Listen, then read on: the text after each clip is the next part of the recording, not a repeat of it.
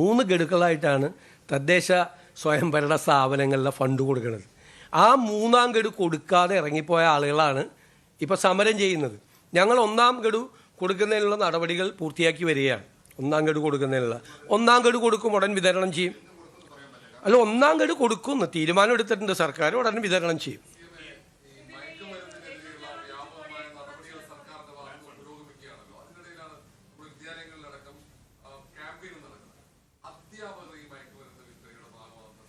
വളരെ ഗൗരവമുള്ള ഇതാണ് കിട്ടിയിരിക്കുന്നത്. 3 അധ്യാപകരെ അറസ്റ്റിലാണ്. വളരെ ഷോക്കിംഗ് ആയിട്ടാണ്. ഒരു ഡോക്ടർ അറസ്റ്റിലാണ്, ഒരു പ്രാക്ടീസിങ് ഡോക്ടർ അറസ്റ്റിലാണ്. കേസാണ്, അറസ്റ്റാണോ നോക്കണം, കേസാണ്.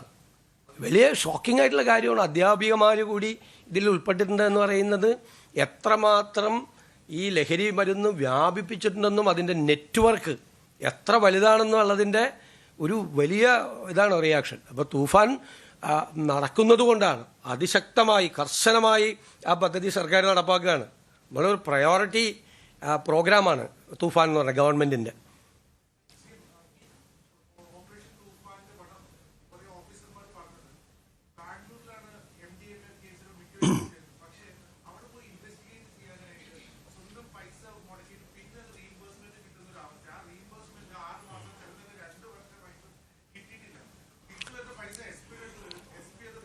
അല്ല, അതൊക്കെ നടപടിക്രമങ്ങളെല്ലാം ലഘൂകരിക്കും. നടപടിക്രമങ്ങൾ അങ്ങനെ ഒരു പരാതി ശ്രദ്ധയിൽപ്പെട്ട് കഴിഞ്ഞാൽ അതൊക്കെ പരിഹരിക്കും. ഇതിന് പണവും കൊടുത്തിട്ടുണ്ട്, നമ്മൾ ആവശ്യമായ പണവും കൊടുത്തിട്ടുണ്ട്. ബജറ്റിൽ തന്നെ ബജറ്റ് പ്രസംഗത്തിൻ്റെ മറുപടിയിൽ പ്രത്യേകമായി പണം ഈ പദ്ധതിക്ക് വേണ്ടി അനുവദിച്ചിട്ടുണ്ട്.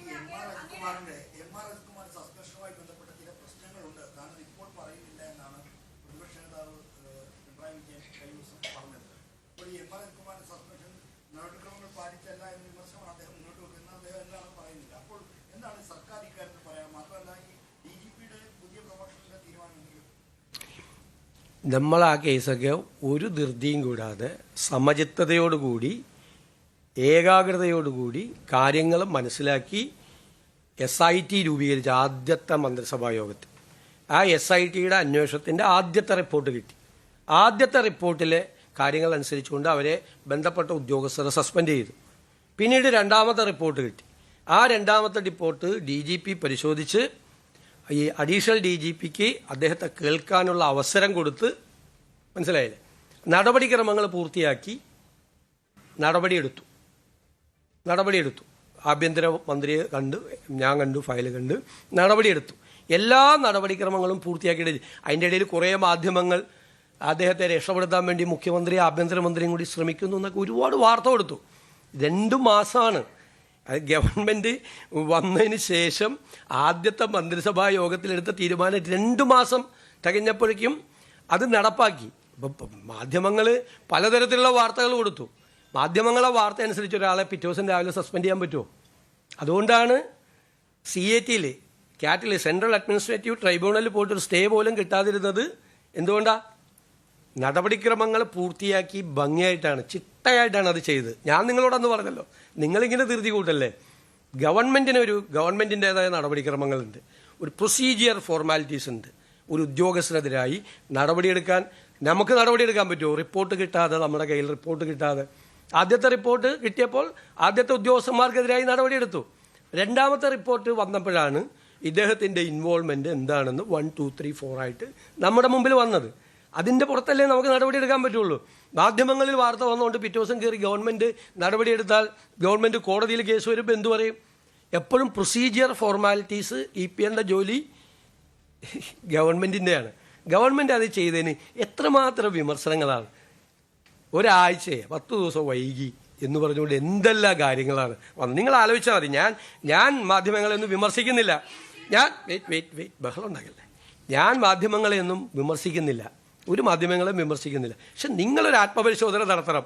ഈ കാര്യത്തിൽ നിങ്ങൾ കുറേ ദിവസം 10 ദിവസക്കാലം കൊടുത്ത വാർത്ത ശരിയായിരുന്നോ, അതായിരുന്നോ ശരി, സർക്കാർ ചെയ്തതായിരുന്നോ ശരിയെന്ന് നിങ്ങളൊരു പരിശോധന നിങ്ങളുടെ എഡിറ്റോറിയൽ റൂമിലെങ്കിലും നടത്തിയാൽ നന്നായിരുന്നു. എൻ്റെ ഒരു റിക്വസ്റ്റാണേ.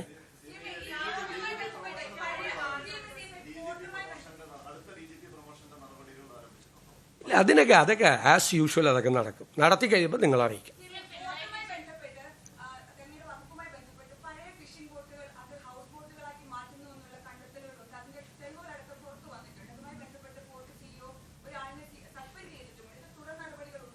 തീർച്ചയായിട്ടും നടപടി എടുത്തല്ലോ, ബാക്കി പരിശോധിക്കും. അത് നേരത്തെ ചെയ്തു തുടങ്ങിയ കാര്യമാണ്, ഈ ഗവൺമെൻറ് വന്നതിന് ശേഷം ചെയ്ത കാര്യമല്ല, നേരത്തെ ചെയ്ത കാര്യമാണ്. അപ്പോൾ അത് ശ്രദ്ധയിൽപ്പെട്ടപ്പോൾ അത് അന്വേഷിച്ച് നടപടിയെടുത്തു. ബാക്കിയുള്ള തുടരന്വേഷണം ആസ് യൂഷ്വൽ നടക്കും.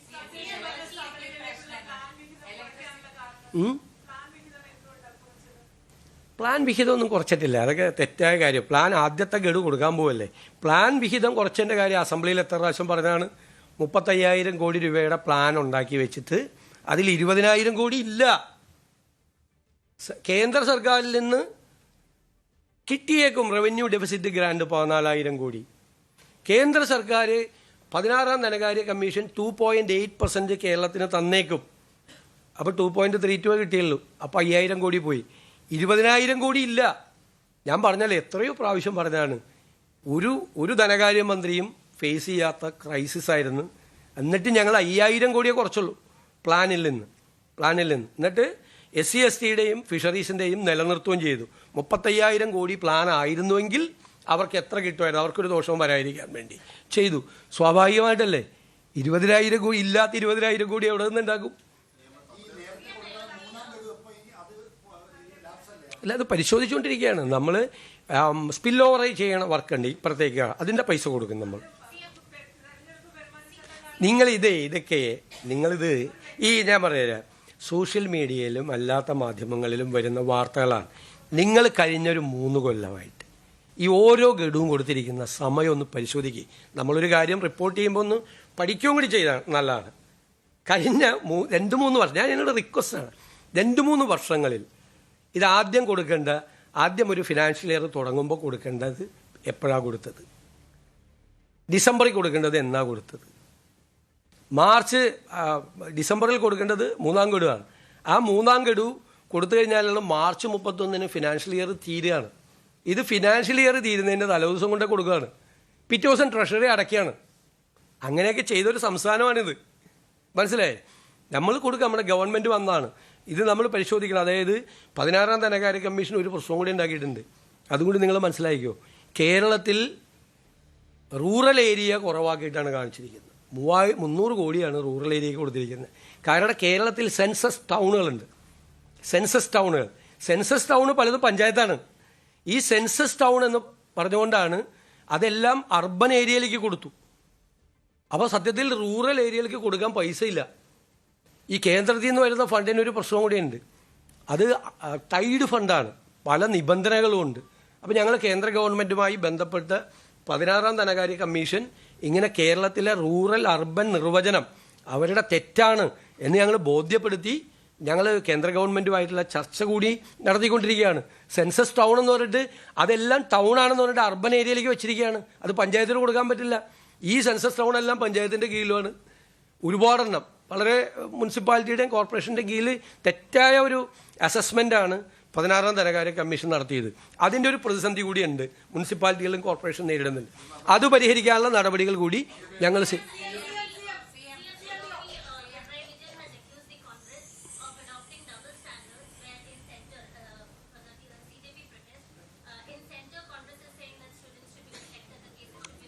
I have already explained.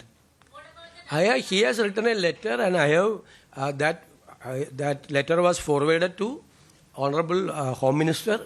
They will take action accordingly.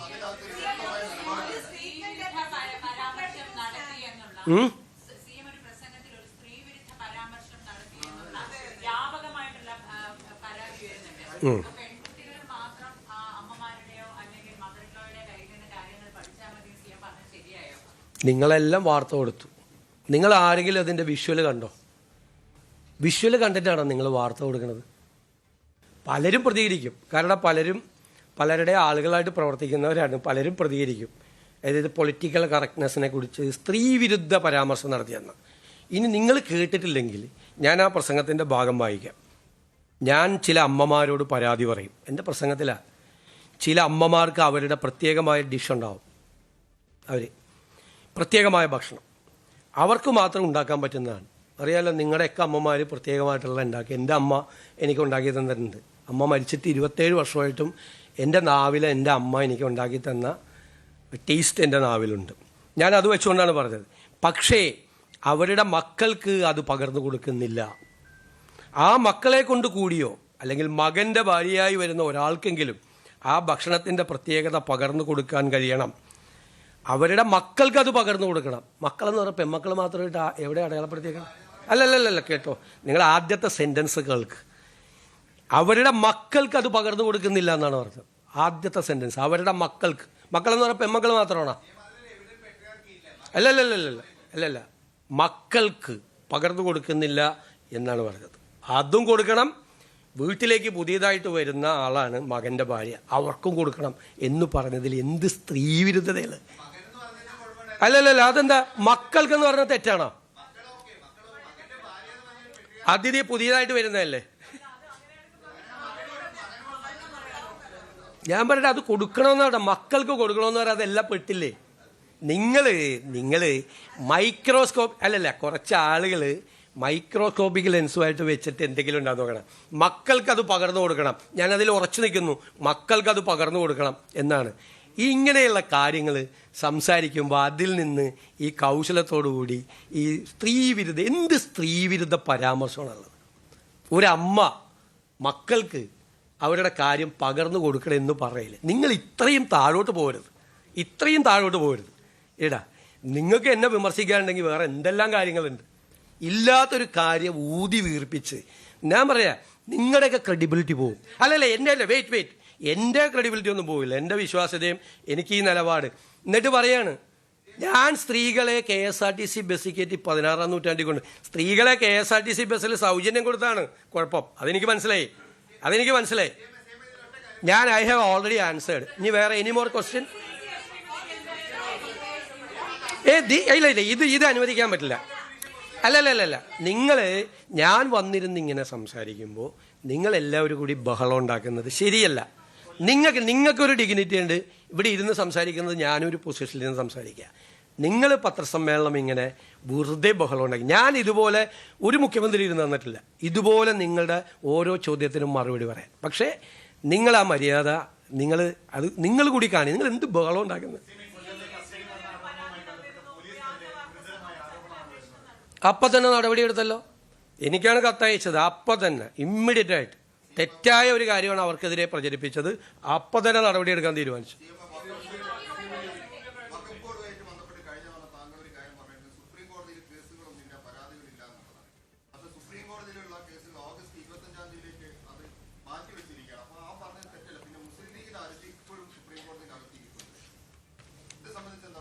നിങ്ങൾ പറഞ്ഞത് രണ്ട് പ്രധാനപ്പെട്ട കാര്യങ്ങൾ ഞാൻ പറഞ്ഞു. ഒന്ന്, എന്താ പ്രചരിപ്പിച്ചത് പ്രതിപക്ഷ നേതാവ്? ഈ അമുസ്ലിം അംഗങ്ങളെ നിയമിക്കാൻ വേണ്ടി സർക്കാർ ഹൈക്കോടതിയിൽ പറഞ്ഞു. സർക്കാർ എന്താ ഹൈക്കോടതിയിൽ പറഞ്ഞത്?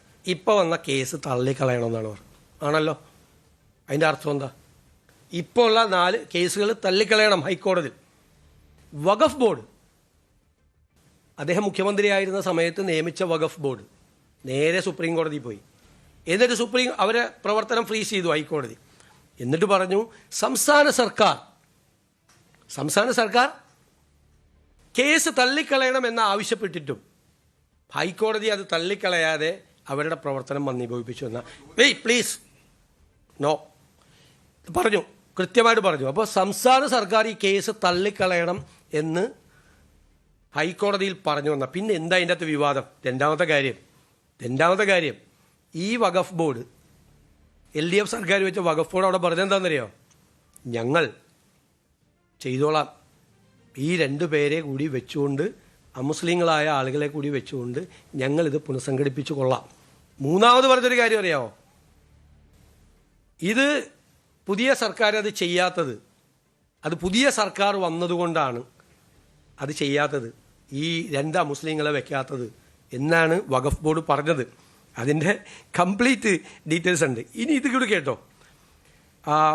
കഴിഞ്ഞ വഖഫ് ബോർഡിൻ്റെ കാലാവധി കഴിഞ്ഞതെന്നാ 14/12/2024 ഡിസംബർ 24-ാം തീയതി കഴിഞ്ഞു. സാധാരണഗതിയിൽ കാലാവധി കഴിയും മുമ്പ് തന്നെ അത് പുനഃസംഘടനാ നടപടി തുടങ്ങും. 4 മാസത്തിനകം ബോർഡ് വരുമെന്ന് 29/11/24 സർക്കാർ ഹൈക്കോടതിയെ അറിയിച്ചിരുന്നു. 24 വർഷത്തിൽ പുതിയ ബോർഡ് അന്ന് രൂപീകരിച്ചിരുന്നെങ്കിൽ അതിൻ്റെ കാലാവധി കഴിയുമ്പോൾ അത് നിലനിൽക്കുമായിരുന്നു. സർക്കാർ ചെയ്തത് എന്താ? ഈ പുതിയ ഭേദഗതി വഖഫിലെ ഭേദഗതി വരുന്നത് വരെ കാത്തിരുന്നു. ഭേദഗതി വന്നത് 8/4/2025 4 മാസം. അത് കഴിഞ്ഞിട്ട് പുതിയ ബോർഡിന് രൂപം നൽകിയത് 4/2/26 അപ്പോൾ 14/12/24 കാലാവധി കഴിഞ്ഞിട്ട് പുനഃസംഘടിപ്പിക്കാതെ